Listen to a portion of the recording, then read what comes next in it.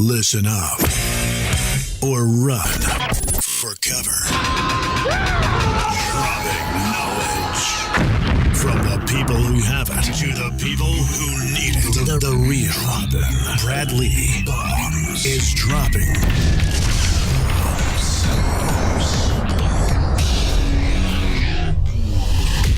What it is, Bradley, back again with another episode of Dropping Bombs. Today in the studio, I got a real treat for you. Folks, you may have heard of him already because he's blowing up faster than frickin' a stick of dynamite on 4th of July. But if you haven't, you will. Henry Kellem, welcome to the show, buddy. Thanks a lot. Now, Henry Kellem, folks, has a whole story I want to get into, so we're going to start we're going to not do the normal humor of dropping bombs. Let's just get right to the meat. Because, dude, I want to pick your brain. Earlier we were talking. I mean, you get a lot of that high-level shit that a lot of people don't even begin to understand, and you got it down pat. Where'd you learn it? First of all, tell me about how you grew up. How I grew up? I grew up. Because you got a story. I want to hear that story for a minute. All righty. Well, I grew up in Wallace, North Carolina. Eastern North Carolina. It's like a farm town. It's only tobacco and things like that. Grew up. My mother's single parent. She raised 5 kids on her own. My father's an alcoholic. He was never there. My brother, he got shot in the head at 13 years old, point blank range. So, you're talking to a man that was never a boy. I had to grow up fast. Like I said, I was picking blueberries at the age of 8, for $1.50 a bucket to help my mother pay the bills and things like that. We grew up in a trailer that had no running water. In North Carolina? In North Carolina. Actually, the trailer was so bad, the town had come around to fix up people's houses. And when they got to the trailer, they threw it away. I was about 14. They hauled it off to the dump, said we couldn't even live in it. My brother had got killed before the new trailer came, so he never saw it. I was at 14 at that time. But up until then, one kerosene heater, a mattress on the kerosene heater, and all of us sleeping around that one heater type thing like that. Took milk jugs across the street to fill up with water and heat it on a hot plate and kind of pour that in the sink so you could take a bath washing up like that. Now, see, what's funny is like sometimes you'll hear people, trying to exaggerate hard times. And this is the type of shit they're saying to exaggerate hard times, meaning like these are real times for you. Real times. You're not exaggerating. Like that's just growing up. That was it. Like, food stamps, and they didn't make it all the way through the month. I remember days, syrup sandwiches. We grew up on that big block of cheese, body buddies from Wick and everything like that. That's just what it was. Did you ever have bologna sandwiches without the bologna? Yeah, all of that. Those are just called mayonnaise sandwiches. Mayonnaise sandwiches, just spread it up there. And then you know what that shit they call spread? That's just spread. I don't even know what they call it. You ever heard of it? Spread? You know what I'm talking about? Sandwich spread. Yeah. Yeah, dude, like before when I was a kid, we'd just get a spread sandwich sometimes. A little potty meat here and there. Remember the little potty meat? All of that right there. Yep. How many kids were there? Well, five. My mother, she had it first at 16, me at 17, my brother at 18. We was all 13 months apart. And you're still in North Carolina? Yeah, still in North Carolina, yeah. You ever heard it be referred to as North Kakalaki? Yep, North Kakalaki, all day. Oh, you got to be there, or you got to be from there to know about that. Yep. I know people that are from there that don't know about that. Yeah. So how'd you bust out of there though? Because now, by the way, you're running around doing stages and teaching people a lot of stuff on how to be successful. Right. Or at least believe they can be. Right. It's almost like you're starting a church. The Henry Kellem Church. Well, I'm just giving my life experience, and I'm just telling them truthfully what I had to do from a young age in order to, even when I was in that environment, I saw what my reality was, so I had to go inside and create a whole new reality and change the narrative of the story. Yeah, but how did you know to do that? How did I know to do it? Essentially, I knew it intuitively. Like, so when my father, think about it, my father wasn't there. Not only was he not there, he had another family he took care of. So we grew up kind of feeling unworthy, like we wasn't good enough. So I was mad. And my anger caused me, my mother would have said I was hard-headed because I didn't listen.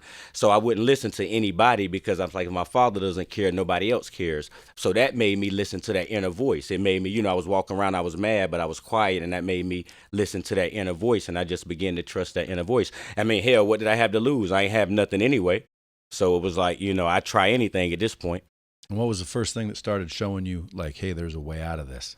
Well, I remember one day it was Christmas and everybody had gifts and things and we never got any toys. Like, so when Biggie said when Christmas missed us and birthdays was the worst days, that's real life. That's just what it was. And I remember I was like, God, why we don't have anything? And that voice said, you have a mind, you can create whatever you want. And from that point, I just felt the sense of calm, like, well, okay, I go this route. Or what do you call that? What do I call? Yeah, what is that? Intuition? Intuition is what I say. God? Intuitively, intuition, Instinct. Instinct. Because again, that whatever voice is saying is correct. I would agree with it. Right. And coincidentally, you've proven it. Yeah, that's what I'm saying. I had to live it. I had to look at it. So in the environment, I began to be real keen and watch people and the things they did and the results they produced. And I just was like, well, maybe not go that route and, certain things like that. And I graduated from college. And even with forming certain relationships, it was intuitively knowing who I was and just trying to make my outside world mimic my inside world, and just keep going. Well, there's a lot of people out there listening to this. We call them the bomb squad, by the way. Okay. So the old bomb squad, it's filled with people that are kicking ass and obviously people wanting to kick ass. So there's all types. What do you think the number one thing has attributed to your ability to kind of, change it? To change it, well, I would say the reason to keep going, finding out, like, what I'm saying, because you're gonna fail, people gonna tell you no, you're not good enough. It's gonna be defeat after defeat, and the question is, can you keep going in the face of that adversity? So I had to find a big enough reason why to just keep going forward, no matter what happens. And for me, losing my brother was a big thing. The fact that when I get ready to give up now, I say, he's not here. He don't get a chance to try. So what am I not trying? And maybe he's looking at me saying, did you at least keep going or whatever? So for me, no matter what, I feel like one day I got to face him. So I got to do what I got to do. And that's why I'm all the way from Wallace, North Carolina here, just doing what I do. So, man. And so can you talk about your brother getting shot? Like what happened there? Well, of course, we don't know the exact facts, but the day that it happened, I saw my brother right before it happened, about an hour before it happened. I was at a KFC restaurant, and funny thing is, I was sitting at the window, me and one of my other brothers, and a car pulled up, and a gentleman got out, and I looked him in his eyes. I got a really bad feeling, and then my brother got out the car, and he came in, talked to us for a moment. They ordered the food and left. About an hour later, I was walking home, and a lady ran up and said, your brother just got shot, and they think he dead. And I was like, nah, I just saw my brother, and then my mother came, and she hadn't heard anything. She was like, yo, I got a really, really bad feeling. And it was a really small town, so by that time we heard ambulances and everything, and come to find out he had got shot. The gentleman that I saw him with, they was sitting at the table, and he shot him in the head, point blank range. That's a bummer. How long ago was that? How old were you? I was 14 at the time. My brother was 13. So it was all 25 years ago, September. That's one reason I'm doing what I'm doing and pushing so hard, because the next day I went and I saw him, and they hadn't made him up anything, and he had a hole in his head. I put my hand over his forehead, and he looked like he was sleeping. And I was like, you know what? I live a life big enough for both of us. I said, whenever they see me, they'll remember you. You know what I'm saying? And that was the promise I made to him. And so it's like I was been ready to take this journey, and I've been hesitating. And then when that 25-year anniversary hit, I was like, you know what? It's time for me to really tell the world this story. You know what I'm saying? So they can make sure that they remember him. And dude, I just pay it forward. And you're coming out swinging. Yeah. By the way, if anybody listening thinks, man, I like this guy, I want to book him to speak. Where do they go? Henry Kellem? HenryKellem.com. Yes, sir. HenryKellem. HenryKellem.com. Dude, fascinating story. Now, earlier you were talking about kind of like almost quantum physics type conversations with like, the universe and the will and the I am, which is like a Haya. Like I am is obviously there's a spiritual meaning to it, but there's also an actual scientific meaning, which is called the Haya. You know that? So like Haya, believe it or not, is like when you karate chop a piece of wood. What do people say? Haya. Okay. Yeah. Haya. There's accessing that power within. That's the way to access that power. Exactly. Yes, so I am is a Haya, right? Which is crazy because that's what the Bible says. I am. Right. You know, so it's like, dude, there's all kinds of crazy stuff about I am, but that whole universal kind of spiritual, universal belief, where'd you learn that stuff? Again, I'm from the South, so the spiritual side came, naturally. It's a church on every corner in the South. But then I'm a student. I love to study. So studying science and then religion, I'm seeing how they really parallel each other. They just kind of use two different languages. So just depending on who you're talking to, but it's all the same because like you said, if we speak in I am, we could speak on a scientific term and say, well, a negative word would change the biochemistry of the brain, and then it begins to release a stress hormone called cortisol. Science knows that. And then we can also say that I am accesses the life principle inside of you, that the thing that actually gives you life. And when you say I am, you are actually prophesizing whatever it is. That's why in the Bible it says, I am that I am. Whenever you use the word I am, it's the life principle that you're speaking of. And it's creative, but make sure you don't say I am not something. Because I heard Joel Osteen say, when you say I am not, whatever you say that, it comes looking for you. So it's all like speaking into existence. We can go real deep into the word and, Let's go. all that. Let's go. We ain't got long. Well, I mean, like they said in the beginning, there was the word was with God, and God was the word, because the word is creative. And if we talk about our thoughts, and we know how powerful our thoughts are, if we just talk about the placebo effect, so we know this is real. But what is the word? It's the thought expressed. You think it, therefore you say it. And so right back to scripture, as a man thinketh, so is he. So what we don't realize is that everything is happening in real time. We think the judgment is coming at another time. But no, you creating it right now. You're a conscious creator as you go. It's like you're a feedback loop with the universe. You're consciously sending information back to the universe in real time. And it's projecting your reality. It's projecting your reality. So can you make via the subconscious mind? You plant the seed, the conscious mind. And the male part of you and the female part of you, the subconscious mind, impregnates it and brings it to life or whatever. And it's no matter whatever it is, it creates it. That's why the words are so important, because the subconscious mind is always listening, and it's going to produce the reality that you think about yourself. It has to. Dude, and I can vouch that you don't follow me or anything like that, but like I just said this on a keynote I did in Beverly Hills the other day. I said, listen, because they were talking about introductions, you want to make more money, meet more people, right? So how come you don't want to meet more people is the question, because you know that meeting more people will pay you more money, but you don't want to meet more people. So why? Why don't you want to meet more people? And you boils it down to, they don't even like themselves. They don't think they're worthy. And deep down, it's subconscious. Yeah. Right. It's a subconscious belief. And that's why I say my whole platform is about creating awareness, because the subconscious mind was formed when?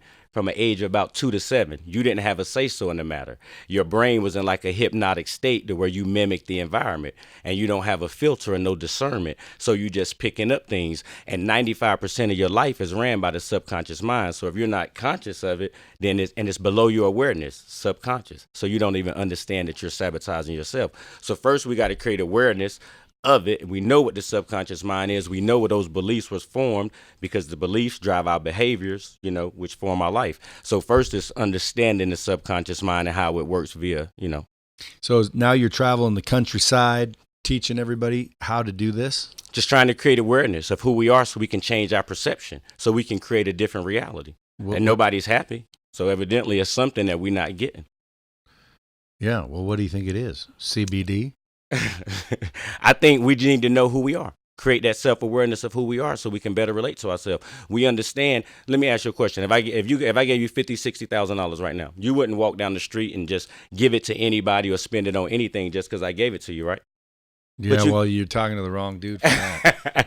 Well, the average person. But you get 50 to 60,000 thoughts a day. What are you thinking? Your thoughts are energy. You're giving away your energy. Look at your thoughts, and energy is money. So now you might protect the investment a little bit more and become conscious of what you're thinking, so you can begin to create the reality you want. Have you read The 4 Agreements? Yes. How do you like that book? I love it. Would you recommend it? Yes, I would. See, now in your virtual training system, you're going to tell people to do it, and we'll have a link to it so they can just click a button and have it brought right to them. Right. And then you just happen to get a little extra money. Nothing wrong with money, is there? It's crazy you ask. I just did a webinar, and that's the book I had to Start With Why was one that I recommended, and then the other one was going to be Simon Sinek. Yep, Start With Why. Again, something to drive you past those fear of failure, and to get you out your comfort zone, because that's the only place you're going to grow is outside of your comfort zone. Will Smith said you got to live at the edge of your comfort zone because you want that pressure. Isn't that the truth? And again, success leaves clues, doesn't it? Yes. Don't reinvent the wheel. Yeah. Well, I can tell you right now, if Will Smith says it, fuck, I'm doing it. Dude, I think Will Smith could like run for president and win. Right. Like, who doesn't like Will Smith? He's like The Rock, dude. The Rock. Who doesn't like The Rock? Right. Name someone that don't like The Rock. Will Smith, The Rock, Kevin Hart, these big personalities. Yeah. What makes you think, like, how do they become them? Well, Will Smith said you cannot win the war against the world if you cannot win the battle against your own mind. So again, it starts right back with you in the mind. You know, and it always does, doesn't it? Yeah, it always does. You know what I'm saying? I always like to say, at the end of the day, it boils down to choices. Yes. Because let's take someone sitting in prison right now and they're sulking. Why me? And they think that way. Why me? Right. Well, if you break it down, okay, let's figure out why him. Okay, so he was driving home from work, and let's say he got a phone call, and the phone call was, hey, stop by for a drink. And he said, okay. And then he stopped by for a drink, and then that turned into 3 drinks. Nothing big. And then he drives home because 3 drinks, we can all drive with 3 drinks in us. Like, we ain't drunk, but we'd probably blow drunk.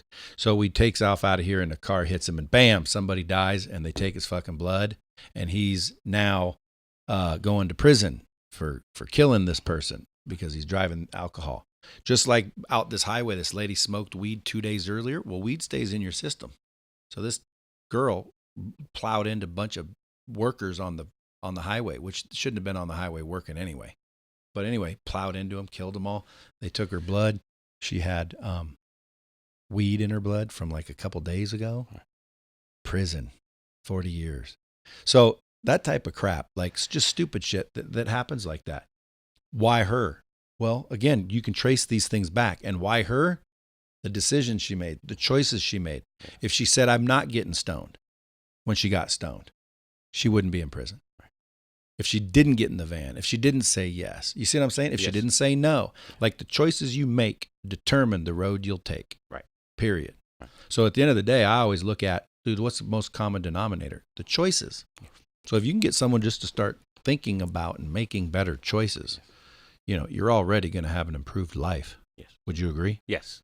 So when you're like, if you could go back right now and tell your 18-year-old self something, what would it be? My 18-year-old self, I would tell myself to believe in myself more. Just coming from the environment where I came out not thinking I was worthy, you know, it was a lot of things, like you said, choices I didn't make and decisions I didn't make that could have moved me further along a lot if I believed in myself more. I was always looking for some approval for somebody outside, somebody to validate me. And if that 18-year-old heard that, what would he have done anything with it? Yes, he would have. So you were a student even back then? Yes, always been a student. Yeah, see, that was my mistake. Like, shit, when I was young, I wouldn't listen to anybody. Of course, there was not really many people to listen to, right, either. But at the end of the day, you know, I think if the bomb squad's listening, the whole proof is in the pudding concept is proven right here. Because again, dude, if anyone shouldn't be successful, you shouldn't be successful. I always say me too, but it sounds like you even grew up poorer than me. Right. Yeah. So why you? Like, what? Like, how come Henry Kellem can go out there and freaking make it happen, but there's still people in North Carolina, here in Las Vegas, Nevada, wherever you go, there's people that are walking around blaming the world, pissed off, constantly stuck in a $40,000 a year or lower hell, nightmare. Because like you said, first of all, blaming others. First of all, we got to take accountability and personal accountability for where we at. And like you said, the choices we made that brought us there. That's the first thing and foremost. And once we take that accountability, we stop being a victim, and we understand that we can grow and we can learn and we can change. And this whole thing is a journey. So for me, I just decided to not accept the reality. I got family members that's right there. The only difference between me and them was the way I thought. You know, because when you think different, then you make different choices, just like you said. So instead of getting in the car to drive that day or stop by to get a drink, you know what? I need to get on home, wife and kids, whatever. You make a different choice and you have a different outcome. Yeah. And then, you know what some people say? They'll be like, you know, what? So I can't freaking enjoy life anymore? So again, that attitude, that perspective is what ruins that whole thing. Right. You got to understand that that's the case. However, you have to have the right perspective on things. Yeah. I mean, we all enjoy life. It's just how we do it. Yeah, but if you give someone $1 million cash, they're pumped up for a week or a month, and nothing can piss them off. But every morning they wake up bummed out. But if you show them, hey, I'll give you $1 million, and you're pumped up, or you don't wake up tomorrow, which would you pick? They're like, well, obviously no one wants $1 million if tomorrow's their last day. Right. So life is more important. Life is more important. Well, then every morning you wake up with the news you're getting life. Why wouldn't you be that excited? It's a gift. It's a present. You got to find meaning in life. Like when I was there, I had to take the struggle that I was in, and I said, what if the kid that started with nothing could make something? What if I wanted love, and I wanted somebody to be there for me, and it never came? So I said, okay, I just be that to the world. And in that, I gave my life meaning. And now, of course, I got things I want to accomplish, but the journey, me stepping out, I'm sitting here talking to you because I took a chance on me to just tell my story for whoever it could help, So they say it's better to give than receive. Why don't we all be givers to humanity and see what we can give instead of always trying to get? The world taught us to get. Seriously, all jokes aside. But look, you can't, when it comes to love, you experience it. You can't hold it. It's not tangible. Joy is an experience. You see what I'm saying? Mm-hmm. So maybe we should try to experience those type of things. And that's why I said change the whole course of humanity and where we're going, because what we've created, you want more of it, keep doing what you've been doing. If you want something different, you got to change. Everybody wants something different, but nobody wants to change. You just want to wake up tomorrow and be rich and have everything you want, but you don't want to do anything. Isn't that the truth? No, so people aren't willing to do the work. They aren't willing to do the work. Instant gratification. They want it overnight. Or they're not willing to do the work long enough. Right. Yes. Yeah. I mean, I've seen a lot of people say they want to be rich or successful, but not necessarily map their actions to that. You know what I'm saying? That's all right. Don't worry about it. That might be my phone. So. You know what I mean, though? Yeah. So, yeah, it's all right. But at the end of the day, question is, if I'm out there listening to this, I'll be thinking, because what I try to do is figure out, what are the nuggets that you learned along the way? So like you already you just said that you would tell yourself to believe in yourself when you were younger. It took you longer to learn to believe in yourself. You wish you'd just started earlier. Right. And that would be the big difference. What's another one of those? Yeah, I'm sorry. Other than believe in yourself was how you do anything is how you do everything. So, hold yourself to a higher standard in life or whatever. You got to demand more of yourself. Nobody in my family went to college, but I knew if I wanted to do something different, I had to do different things. So I furthered my education on my own. There was nothing demanded of me. I never had a curfew. It was never sit down and do this. My brothers didn't graduate high school and things like that because, they chose not to, of course. But I knew if I wanted to do something different that I had to keep going. Some of those sayings that you hear out in the world, like that one, to be specific, how you do anything is, or how you do one thing is how you do everything, or what do they say? What they're really trying to say is if you slacking in one area of your life, most likely you slacking somewhere else. Yeah, but when they say if you do it one way, you're doing it every way. I don't. Again, that's one of those I don't agree with. I don't agree with money doesn't make you happy, and I don't agree with that one. Only because I think I've proven it different. Like, I can hump pretty good, but I can't play basketball worth a shit. So it's like, so now I can't screw good because I suck at basketball? Nope. No, that's not what we're saying. Or I can't close deals because I can close deals like a son of a bitch. But then again, I'm not an MMA fighter. I kind of suck at fighting. But we saying when you humping and you playing ball, you putting forward with your best effort, and that's all we saying is putting forth the effort in anything you doing. Okay, how you so do there's that. The clarity I've been looking for. Yeah, it's the effort that you putting into it. That's all. So what you half-ass in one, you might be half-ass in the other. So what they're saying is how you do one thing is probably how you do everything. Right. So if you're like casual about this, you're casual about that. There you go. And you can't be casual about your life. You got to be assertive. You got to be aggressive. You got to step up for you. Nobody else is going to come up and tell your story and write your book or do what you do. You got to do it. Amen. And that's the action right there. That's the action. Right. Yeah. So, faith without action is dead. You know what I'm saying? And we take it right back to the belief. We go, scripture is done unto you as you believe. You know what I'm saying? So some people don't believe they're worthy of $1 million, so they'll never have $1 million. Have you studied the Bible a lot? Like I said, I grew up in the South. So I used to when I used to look at it, I used to say, well, how does this help right now in present day, the situation that we in? Can we use this? Because it's supposed to be a book of salvation, which is solution to your problem. Salvation means solution to your problem. Is this a solution to the problem, or is this just history with a bunch of names that I can barely pronounce? How does this relate to me today? So yes, I did start to study certain things to see how it could correlate in my life. Yeah, and it always seems to. It always seems to, right? When yes, sir. It does. Interesting. Yeah. I knew a guy once that basically would parallel things that happened and why that worked, and then show you right in the Bible where it talked exactly about that. Yeah. So it's kind of a coincidence there too. Yeah. So after you kind of, well, let's say busted out, like where did you end up? Like where do you live now? So, well, now I live in L.A. I graduated school and I went to North Carolina Central in Durham, and then I went to Charlotte for about 10 years. In Charlotte, I opened a gym, did some real estate, partnership with Roof Chris Steakhouse on doing a lot of private events where I would use their venue. And we did that for like 10 years. And then I came to L.A. to keep chasing these dreams, that vision of myself that I'm trying to be. And it said, without the vision, the people perish, right back to the Bible. Because why? When I was in that environment, if I accepted that reality, then I wouldn't have done much because I knew I was going to make something. I had that vision. I kept tracing it. And it sometimes people they plant the seed today and they want to see it today. But what does it say? The vision has its own appointed hour. It will ripen. It will flower. If it be long, then wait. For it is coming, it will not be late. Your job then is just to walk. Is that? Your job then is just to walk in faith that it will happen and keep doing what you do. Get out your comfort zone, meet the new people, do whatever it is you got to do, and one day it will materialize. Where's that at? That's a good one. Whatever you just said. Yeah, that's there. That's all in the Bible. That's all scripture, and it will materialize. That damn near sounded almost like verbatim. Something about light speed. Like, dude, it's coming one of these days, no matter what. No matter what, yeah. And our job if you think like that, dude, that's what happens. Yeah, it does. And just to walk in the faith and keep it doing. So that's what I'm doing now, just chasing that vision that I have internally of myself. So if the Bomb Squad can help out Henry Kellem, what would they do? If the Bomb Squad could help out Henry Kellem, they would tell people to go to henrykellem.com, follow Henry Kellem on IG, check Henry Kellem out on YouTube.